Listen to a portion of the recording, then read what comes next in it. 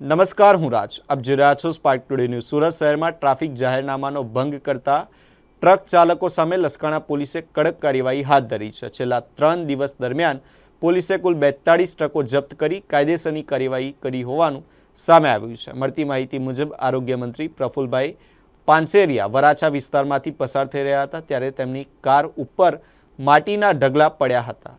આ ઘટનાને ગંભીરતાથી લઈ લસકાણા પોલીસને તાત્કાલિક કાર્યવાહી કરવા સૂચના આપવામાં આવી હતી. આરોગ્ય મંત્રીએ જણાવ્યું હતું કે તાડપત્રી વગર દોડતી ટ્રકોમાંથી ઉડતા માટી અને ધૂળના રજકણો અન્ય વાહન ચાલકોના સ્વાસ્થ્ય માટે જોખમી સાબિત થઈ રહ્યા છે. સૂચના બાદ લસકાણા પોલીસે શહેરમાં ખાસ ડ્રાઈવ હાથ ધરી તાડપત્રી વગર દોડતી ટ્રકો સામે કાયદેસરની કાર્યવાહી શરૂ કરી હતી. જાહેરનામાનો ભંગ બદલ છેલ્લા 3 દિવસમાં કુલ 42 ટ્રકો જપ્ત કરી વધુ તપાસ હાથ ધરવામાં આવી છે.